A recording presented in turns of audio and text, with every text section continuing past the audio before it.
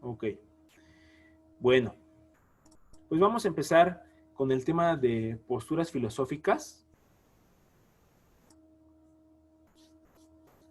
En este tema que se encuentra contemplado para el desarrollo de su trabajo de investigación, se encuentra que se tratan aspectos filosóficos que deben conocer todo aquel investigador que pretende plasmar en su proyecto seriedad, disciplina y sobre todo el perfil filosófico que todo investigador ha de poseer para generar un conocimiento válido que se basa en el método científico. Como ustedes saben, y desde que venimos trabajando en la escuela, como cuando somos estudiantes, pues nos han enseñado que el método científico es la manera más productiva y la mejor manera en que podemos encontrar, encontrar resultados que sean válidos para la ciencia. Ajá. Si nosotros seguimos este proceso de pasos, que en este caso se le conoce como método científico, vamos a darle seriedad a nuestro trabajo de investigación. Nuestro objetivo hoy es conocer el perfil histórico de la filosofía con enfoque cuantitativo en las ciencias de la salud principalmente. Revisar la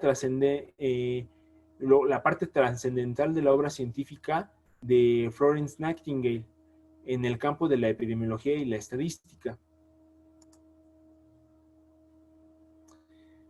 Vamos a comenzar con un sabio de la antigüedad, de la antigua Grecia, en los años 384 a 322 a.C.,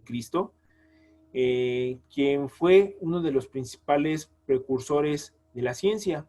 En este caso, Aristóteles es quien señala lo que la investigación debe tener como objeto de estudio y afirma que la fisis, es decir, aquello que tiene materia y forma, es lo único que puede ser estudiado, es el único objeto de estudio posible. Ajá. Él le denomina y le llama fisis. Ajá. Toda aquella cosa que tiene unidad, es una unidad de materia y forma. Posteriormente pasamos con el René Descartes, que se le conoce hoy en día como el padre de la filosofía moderna. Él él nació en 1596 y falleció en 1650. Su principal obra fue El discurso del método, ajá, para conducir bien a la... Él decía que, bueno, el título completo de, del discurso del método para coincidir bien con la propia razón y buscar la verdad de las ciencias. Él así le decía, ¿no? Él buscaba la propia razón y buscar la verdad de las ciencias. Es la principal obra escrita de René Descartes, esta del discurso de método, es la obra principal de él y una obra fundamental de la filosofía occidental con implicaciones para el desarrollo de la filosofía y de la ciencia. Uh-huh. Él vivió en una época de transición entre la Edad Media y la época moderna. Uh-huh. Su obra se publicó de forma anónima, ajá, en Leiden, en Holanda, en el año de 1637 aproximadamente. Ajá. Se dice que René Descartes tituló esta obra, El discurso del método, con una finalidad precisa. Es decir, esta fue una carta que dirige a una persona que se llamaba Marin Mersenne y le explica que la ha titulado discurso y no tratado para poner de manifiesto que no tenía intención de enseñar, sino simplemente de expresarse, de hablar, de decir algo. Ajá. Por eso no le llamaba tratado, solamente fue un discurso, algo que él decía y que él tenía una idea nada más. Ajá. Porque recordemos que en aquella época, pues el hablar en contra de la iglesia, pues era penado, ¿no? Era incluso pena de muerte. Uh-huh.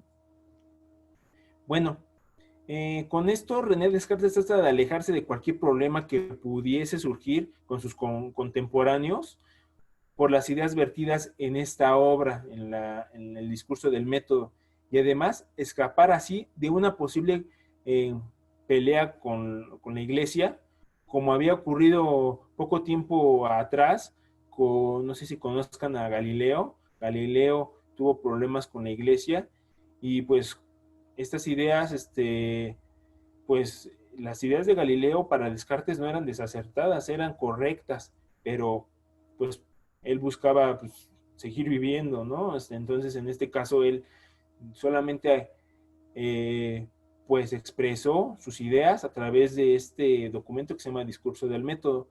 Y bueno, en este caso, él inventó, digámoslo de alguna manera, lo que hoy conocemos como el método científico, que consistía de 4 pasos: el planteamiento de un problema, la hipótesis de investigación, la observación del fenómeno y la experimentación.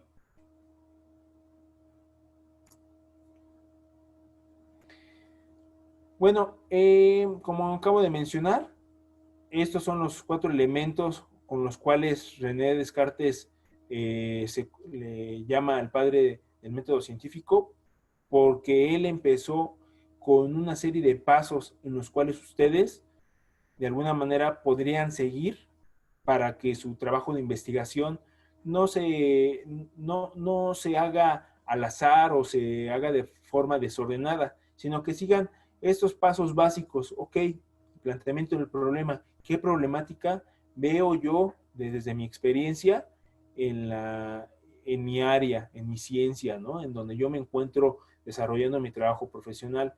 De allí yo desarrollo una hipótesis, una suposición. Una hipótesis no es más que una suposición de lo que yo pienso que está ocurriendo y por qué está ocurriendo. Bueno, pues después yo me enfoco en observar el fenómeno, en enfocarme hacia al estudio de mi investigación, y él lo enfocó desde el punto de vista experimental. Hoy sabemos que no solamente se pueden hacer experimentos, se pueden observar para hacer investigación, pero él se enfocó hacia la parte experimental para probar justamente esa hipótesis. Posteriormente pasamos con el método científico y existen varios enfoques. Bueno, más bien 2 enfoques, perdón. 2 enfoques, el deductivo y el inductivo. El deductivo va de lo general a lo particular. El inductivo va de lo particular a lo general. En este caso, cabe mencionar que Florence Nightingale aplicó el método de Descartes para lograr obtener conocimientos válidos. Ella aplicó esos conocimientos que René Descartes ya venía trabajando, los leyó, los estudió, los analizó, los comprendió y los aplicó justamente para su trabajo de investigación, que es lo mismo que hoy en día están haciendo ustedes en su trabajo de investigación.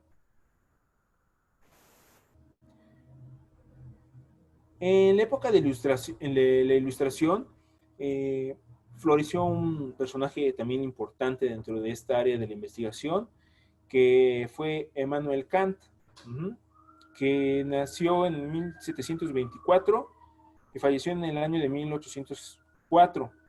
Sus ideas son imprescindibles para conocer el desarrollo filosófico posterior. Es el máximo exponente de la ilustración y su pensamiento se materializa con preguntas tales como: ¿qué ha hecho posible y cómo el conocimiento científico? El pensamiento científico y las respuestas de estos interrogantes se formula por medio de juicios analíticos y sintéticos. Los juicios analíticos o juicios a priori significa que no son anteriores a la experiencia y parecen construir el ideal de la ciencia. Los juicios a priori no son más que otra cosa más que aquellas experiencias que nosotros tomamos y que pensamos que pueden suceder. Son basados en la experiencia, como acabo de mencionar. Los juicios sintéticos o posteriori Su validez depende de la experiencia y son estos juicios los que enriquecen el conocimiento. Es decir, cuando nosotros, a partir de nuestra experiencia, probamos esos conocimientos, esos que hemos adquirido, los probamos de forma científica. Aquí cabe mencionar lo que se menciona, toda investigación, bueno, esta parte yo es lo que deduzco, toda investigación científica debe construirse de juicios a priori y a posteriori. Ajá, debes de tener tus ciertos conocimientos, tanto experienciales, o sea, desde tu punto de vista como profesional en enfermería o cualquier otra profesión, y demostrarlos a posteriori, para de esa manera se pueda decir que es progresiva, ajá, y así genere cada vez más conocimientos, es decir, que avance tu ciencia, que avance enfermería, que avance medicina, que avance biología, depende de las experiencias de estos profesionales y su demostración a posteriori. Pasamos con el padre del positivismo, Augusto Comte. Augusto Comte nació en 1798 y falleció en 1857, y él estaba en este periodo que conocemos como la Ilustración, ajá, bueno, más bien después de terminar el siglo de la Ilustración, o también ustedes saben que se le conoce como el siglo de las luces. Él nació, y la palabra positivismo se relaciona con el concepto de ciencias capaces de prevenir o reformar de manera positiva el pensamiento humano. Es decir, que cuando hablamos de positivismo hablamos de que las hipótesis que se plantean en una investigación van a ser positivas, van a mejorar alguna situación en particular. Uh-huh. Lo que él mencionaba que lo que no puede medirse u observarse con precisión se descarta como objeto de estudio. Él empezó a introducir el concepto de medición. Es decir, que para él cualquier cosa que quiera estudiarse o investigarse tiene que medirse de alguna manera. Ajá. Incluso les puedo comentar que él fue contemporáneo de Florence Nightingale. Él estaba en la época en que vivió Florence Nightingale. En este caso, tenía 37 años cuando Comte falleció. Florence Nightingale tenía 37 años cuando Comte falleció. Entonces ya Comte ya había realizado algunos escritos, los cuales Nightingale contempló para poder realizar sus estudios. Una de las características principales del positivismo se caracteriza por la objetividad, que es muy importante para el positivismo, o sea, que nuestros pensamientos, nuestras creencias, la parte subjetiva que nos corresponde a cada uno de nosotros, pues no tenga que influir en una investigación, ¿no? Es lo que se pretende, que evitar que cómo hemos crecido, cómo se ha desarrollado nuestra vida, influya en los estudios de investigación, ¿no? A eso se le llama objetividad. El investigador observa, mide y manipula las variables, esas variables que hemos estado viendo, además de que desprende de sus propias experiencias. No significa que el hecho de que yo haya vivido ciertas circunstancias y que haya vivido ciertas cosas, hablemoslo desde el punto de vista profesional, no significa que eso no vaya a permitirme desarrollar una investigación. Sí influye, sin embargo, nuestras creencias, nuestra forma de pensar no debe de influir en nuestra investigación, en los resultados de nuestra investigación. El objeto de estudio para el positivismo solo es aquello que puede medirse y observarse con precisión, como lo decía Comte. Y pues su principal obra de Comte fue el discurso sobre el espíritu positivo. Así se llamó su obra.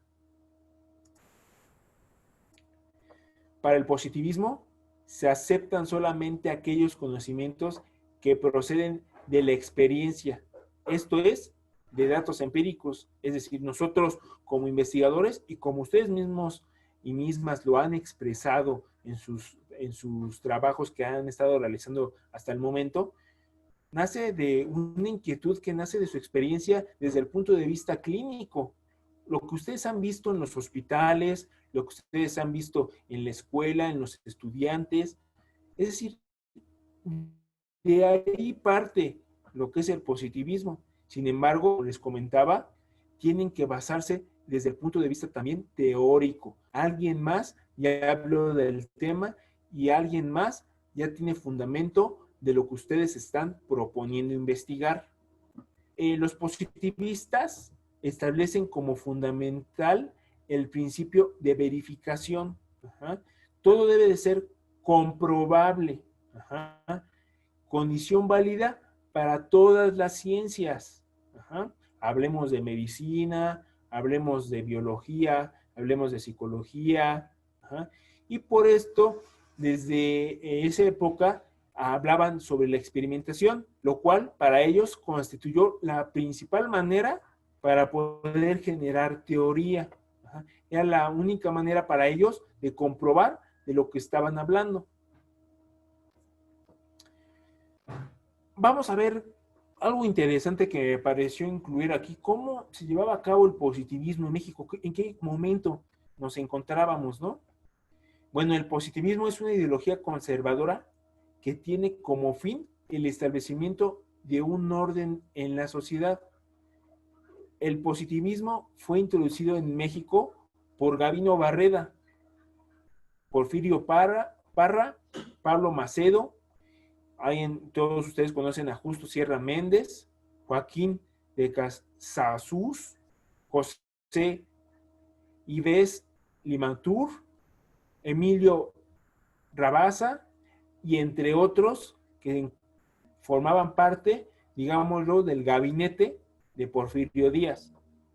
Los positivistas mexicanos o científicos ejercieron una gran influencia en la orientación política y administrativa del gobierno porfirista. Ello se debe a que muchos de ellos ascendieron a los más altos niveles de la burocracia y de la escala social y se convirtieron en importantes asesores de Porfirio Díaz. Un ejemplo que generalmente en los libros de historia se plasma es que Porfirio Díaz empezó con las obras del ferrocarril. Él fue pionero en instaurar y en hacer medios de comunicación como lo es el ferrocarril. Justamente esas ideas se las dio su gabinete, como lo acabamos de ver. Entonces, son ideas positivistas que vieron de alguna manera reflejado un mayor crecimiento económico en Estados Unidos a través de las vías férreas que empezaron allá primero en Estados Unidos y después con sus asesores de Porfirio Díaz las fueron y las vinieron a implementar aquí en México para de igual manera crecer económicamente. Hablemos un poco sobre Florence Nightingale, que también ella es parte de esta corriente filosófica llamada positivismo. Como ustedes saben, Florence Nightingale es la madre de la enfermería moderna y la creadora del primer modelo conceptual de la disciplina.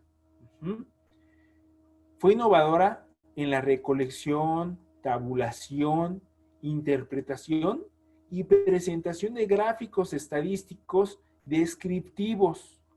Es lo que les comentaba. Los niveles de investigación van desde lo más básico, que es el exploratorio. Sin embargo, Florence Nightingale tuvo la visión de poder expresar esos resultados exploratorios de forma descriptiva a través de gráficos. Mostró cómo la estadística proporciona un marco de organización para controlar y aprender. Desarrolló la fórmula modelo de estadística hospitalaria para que los hospitales recolectaran y generaran datos y estadísticos consistentes.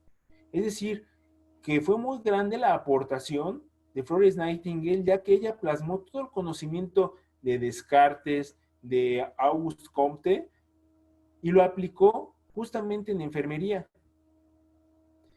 Con los conocimientos generados a lo largo de la historia en materia de metodología de la investigación, le permitieron aportar de manera muy significativa a las ciencias de la salud. Ahí, como pueden ver, ella aportó al método científico, en particular en enfermería, y de hecho perteneció a la Sociedad Británica de Estadística y fue miembro honorario de la American Statistical Association, Asociación Americana de Estadística. Incluso, no sé si sabían ustedes, pero ella tuvo que, por la época en la cual vivía, en el contexto en el cual vivía, donde las mujeres no tenían tanta participación en la ciencia, ella tuvo que publicar un libro a nombre de uno de sus tíos, uno de sus tíos, uno de sus familiares, en donde tuvo que ponerse en la portada, ahí voy a ver si lo puedo hacer un poquito más grande. No sé si alcancen a ver, pero ahí dice F.N. David. Tuvo que reducir su nombre, tuvo que poner sus iniciales de su nombre y poner David. David era uno de sus familiares y tuvo que publicar un libro de estadística porque no se permitía a las mujeres publicar artículos matemáticos o libros matemáticos por el simple hecho de ser mujer. Entonces, ella tuvo que buscar la estrategia, la manera en que pudiese plasmar sus conocimientos, lo que encontró de forma escrita. Y su libro se llamó Games, Gods and Gambling. Juegos, dioses y juegos de azar. Entonces, ese libro casi nadie lo conoce, se los comento porque casi nadie conoce ese libro. Sin embargo, es una obra que perteneció a Florence Nightingale. Aparte de los libros que publicó en enfermería, publicó algunos libros específicamente sobre enfermería, pero en estadística ella publicó ese libro. Bueno, pasamos a lo que es el pospositivismo, o sea, posterior al positivismo. El positivismo fue reemplazado por el pospositivismo. Este se fundamentó en el anterior, pero más abierto y más flexible. Es decir, que comenzó a gestarse hacia fines del siglo XIX y se consolidó a mediados del siglo XX. Sus propuestas esenciales se pueden resumir en los siguientes puntos. Primero, existe una realidad y solamente puede ser conocida de manera imperfecta, debido a las limitaciones humanas del investigador. En otras palabras, todo lo que ustedes vayan a investigar en su protocolo, en su informe final, en lo que vayan a realizar en su investigación en equipo, o si lo van a elegir de forma para titulación de tesis, puede ser, o a hacer algún artículo, pues es imperfecto. La verdad es de que lo que ustedes vayan a realizar es imperfecto porque está hecho por humanos. Los humanos somos imperfectos y tenemos errores. No solamente nosotros, también los instrumentos que utilizamos, todo lo que son las reglas, los mismos glucómetros, los mismos monitores de signos vitales, tienen errores que los fabricantes buscan reducir, buscan que estos errores sean los mínimos posibles de tal manera de que se acerquen a la realidad, pero de que nosotros tenemos errores al momento de hacer investigación, los tenemos. Por eso se dice que es imperfecta la realidad que nosotros investigamos. El investigador no se encuentra aislado de los fenómenos que estudia, sino que forma parte de estos, lo afecta y a su vez influye en ellos. Esto ya está demostrado de forma que la metafísica habla de que el simple hecho de que nosotros estemos viendo un fenómeno, el simple hecho de ver desde afuera un fenómeno, desde el punto de vista metafísico y comprobado por experimentos, estamos influyendo en lo que estamos observando de alguna u otra forma, que todavía no se explica la ciencia, están en proceso, pero el simple hecho de que ustedes estén estudiando lo que están estudiando influye en los resultados que van a encontrar. Todavía se está trabajando en ello, todavía no tenemos resultados al respecto, pero es algo que les dejo y que forma parte del pospositivismo.